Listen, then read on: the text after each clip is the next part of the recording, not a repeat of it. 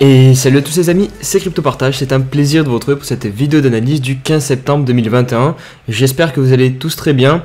On se retrouve aujourd'hui avec une map qui est globalement dans le vert, vous le voyez à l'écran, avec un BTC qui se hisse au-dessus des 47 000 $ et qui poursuit tranquillement sa hausse, 47 200 au moment où je tourne la vidéo. Du côté d'Ethereum, on suit le BTC et on verra tout à l'heure sur les graphiques que vraiment ils sont extrêmement similaires. 3400 $ pour l'Ether. Et du côté des alts, on a de belles performances encore une fois sur certains alts, notamment AAV qui nous imprime un plus 17%, SushiSwap plus 15% aussi, le Curve pareil plus 20%. On a de belles perfs, on a le BNB aussi qui semble se réveiller un petit peu, plus quasiment 7%, HBAR qui continue sa route en avant 17%. Et vous le voyez, on a quelques cryptos dans le rouge, notamment Solana qui a été victime d'un bug hier sur son réseau. Donc on va en parler ça dans l'émission. Mais du coup, correction 163 $ pour Solana, Avax aussi un petit peu dans le rouge, pareil pour Ada Cardano. La barre des 16 000 abonnés qui est franchie, un grand merci à tous. Et j'espère qu'on va pas s'arrêter là, on peut viser les 20K je pense. Donc n'hésitez pas à mettre votre petit pouce bleu, votre petit commentaire voilà, pour aider au référencement des vidéos. Et pour toutes les nouvelles personnes qui rejoignent la chaîne, vous abonner à la chaîne évidemment sur YouTube. Et me rejoindre aussi sur mes différents réseaux sociaux, donc Twitter, Insta et le Discord. Un Fear and Greed de retour dans la zone de neutralité 49 qui est affiché aujourd'hui à l'écran. Hier, vous vous souvenez, on était quasiment dans la partie rouge foncé, à deux doigts de passer dans l'extrême fear. Donc ça démontre vraiment le sentiment de marché actuel où on peut changer très rapidement de sentiment, passer dans l'euphorie, passer dans la peur.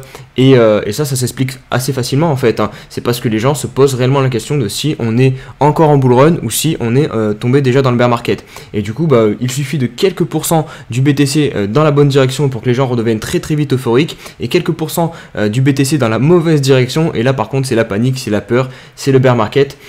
Donc voilà la situation un petit peu dans laquelle on se trouve aujourd'hui sur le BTC. Et il n'y a pas que des incertitudes sur le marché de la crypto-monnaie. Regardez un petit peu ce qui se passe dans le monde. J'étais obligé de vous en parler ça aujourd'hui parce que vraiment c'est un peu une épée de Damoclès qui pèse sur nos têtes.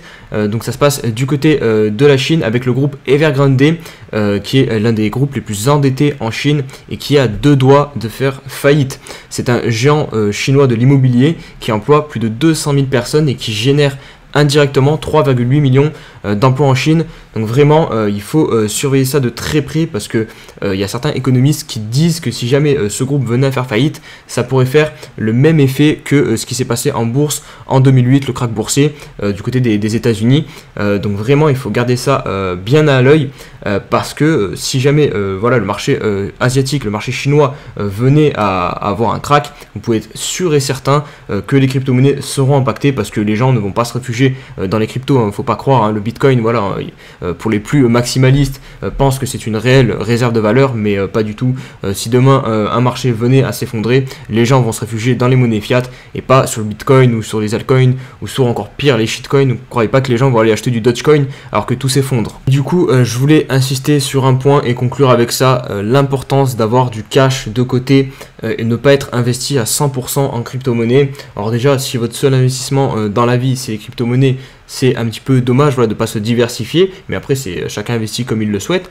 Et encore pire du coup, si vous êtes du coup investi à 100% dans les crypto-monnaies et en plus de ça vous n'avez même pas une partie dans votre portefeuille crypto-monnaie de cash, du SDT, je trouve ça un petit peu dommage parce que réellement demain si on a un crack comme ça qui nous amène à moins 50, à moins 60, à moins 70% sur les alts en quelques heures, en quelques jours, et vous n'allez pas pouvoir acheter le dip. Et derrière, vous allez devoir rester la tête sous l'eau pendant, je sais pas, le temps que ça remonte, 1, 2, 3, 4, 5, 6 mois. C'est quand même extrêmement dommage, enfin, je trouve. Voilà, très important de garder du cash parce que on ne sait pas de quoi peut être fait le lendemain et des cracks, ça survient comme ça, sans prévenir. Peu importe si voilà, le stock to flow il dit qu'on doit monter à 100 000 $ ou je ne sais quel autre indicateur, les cracks boursiers, c'est des choses que, voilà, qui ne se contrôlent pas et qui sont rapides, puissants et du coup l'intérêt d'avoir du cash c'est de pouvoir racheter en bas pour éviter d'avoir la tête sous l'eau pendant des mois. Petite frayeur hier pour les utilisateurs de Solana puisque le réseau a été indisponible pendant près de 16 heures et l'équipe technique a été obligée de reboot carrément le protocole au bout de ces 16 heures pour relancer la machine. Donc c'est quelque chose d'assez important, hein. C'est pas quelque chose d'anodin, surtout pour une blockchain qui se veut décentralisée, ce genre de manipulation. Voilà, c'est un petit peu le risque si je devais faire le parallèle avec la montée du cours du token Sol ces dernières semaines. Voilà, je voyais beaucoup de personnes qui voulaient investir à tout prix sur Solana, mais il ne faut pas oublier que Solana c'est un projet très jeune, donc il n'a pas encore fait ses preuves dans le temps, et ce genre de problème malheureusement ça vient un peu entacher tout l'aspect sécurité de la blockchain et donc on verra comment ça va se passer par la suite. Là il semblerait que tout soit revenu à la normale, mais il ne faudrait pas que ce genre d'événement vienne à se reproduire.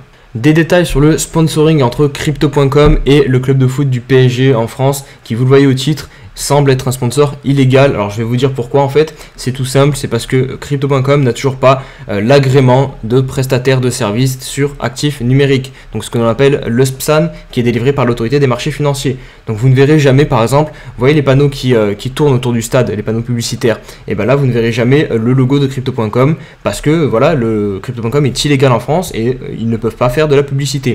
Par contre, en revanche, ce qu'on va pouvoir voir dans d'autres pays, des pays où Crypto.com est en règle, c'est une diffusion normale sur les panneaux que je viens de vous dire, parce qu'en fait les panneaux ils peuvent les changer et faire afficher ce qu'ils veulent en fonction des pays.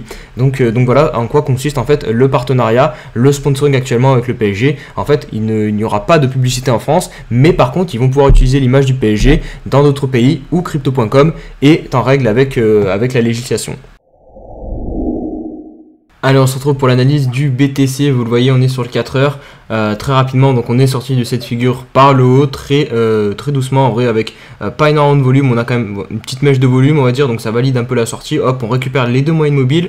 En plus, vous voyez, là, MA21 maintenant se dirige pour venir croiser à la hausse et repasser au-dessus de la moyenne mobile 50 périodes, et ça c'est significatif d'une tendance haussière. Vous le voyez, hop, ici, à chaque fois, on a la bleue qui reste au-dessus de la rouge, et donc ça porte toute la tendance. Donc, ça serait intéressant qu'on ait ce croisement vers le haut. Maintenant, si on se met sur le daily, et c'est là que c'est quand même le plus important, c'est voir où on est en train de buter actuellement. C'est pas compliqué, hop, vous mettez une droite ici et on a pile cette résistance. En fait on a deux ranges, on a cette grosse consolidation entre 50 000 et 47 000 $, et on a 47 000 à 44 000 $, et là on bute sur du coup cette résistance des 47 000 $. Vous voyez, hier on est venu clôturer pile sur la résistance, pile aussi sous la MA21. Donc voilà, on a ce gros cluster à briser. Il faudra encore une journée avec un peu de volume, qu'on vienne intégrer cette partie haute du range pour réussir à venir chercher la résistance des 50 000 $.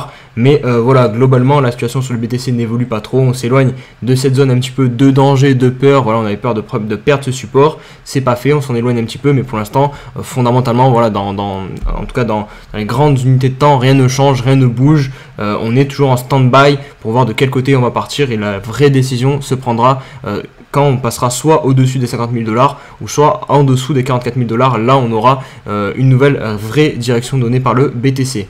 On poursuit avec Ethereum comme d'habitude, et je ne sais pas si vous vous souvenez, en début de vidéo je vous ai dit qu'il y avait énormément de similitudes entre Ethereum et le BTC d'un point de vue graphique. Et regardez, là on est sur le 4 heures et ça ressemble exactement au BTC. On a ce canal descendant ici après la correction, hop, qui nous mène jusqu'à environ 3100 $ pour Ethereum, et là on est en train de tenter de sortir par le haut, de casser. Sauf que sur Ethereum c'est encore moins fort que sur BTC. La cassure, vous voyez, elle est très légère, on a vraiment très peu de volume, hein, une mèche de volume, vraiment pas quelque chose de très transcendant. Donc clairement voilà, c'est pas fou, c'est pas une vraie reprise, mais ce qui est intéressant sur Ethereum comparé au BTC, c'est que pour l'instant la tendance est toujours préservée, la tendance haussière. Je vous le dis quasiment à chaque vidéo, la tendance haussière sur Ethereum est préservée. Vous voyez l'oblique, on la tient bien, on continue de monter. Donc pour l'instant il n'y a pas de quoi s'affoler sur Ethereum, tant que voilà, on ne perd pas, on ne vient pas casser ce niveau des 3000 $.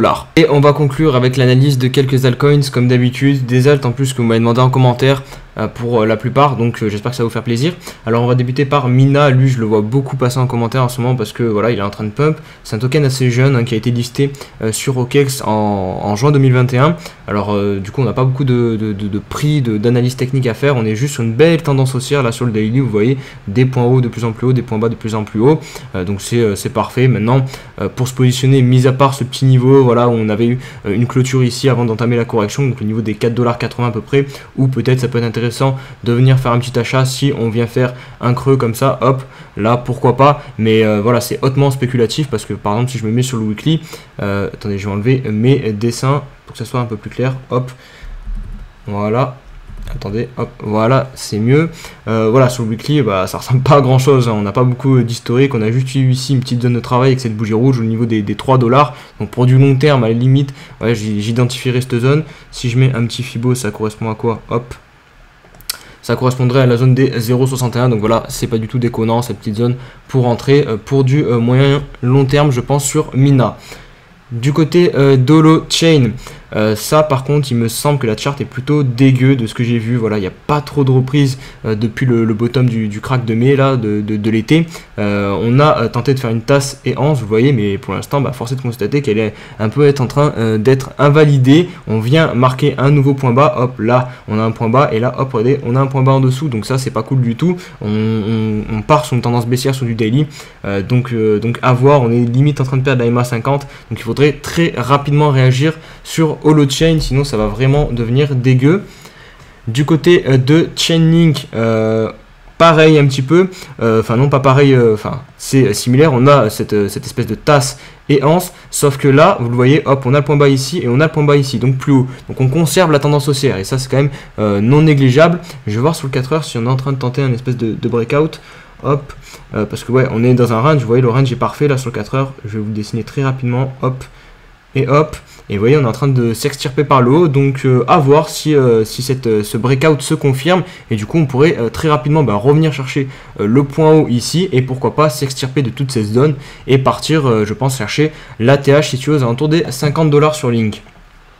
Du côté de REN Protocol, pareil, on est peut-être à l'aube d'un pump, hein, enfin à l'aube, on a quand même déjà bien performé finalement, puisqu'on est sur un plus de 130%. Bon, ça reste raisonnable vu ce qu'ont fait certaines autres altcoins, mais la tendance haussière est belle. Regardez, hop, on monte tranquillement. Pareil, là, hop, on vient chercher un nouveau point haut.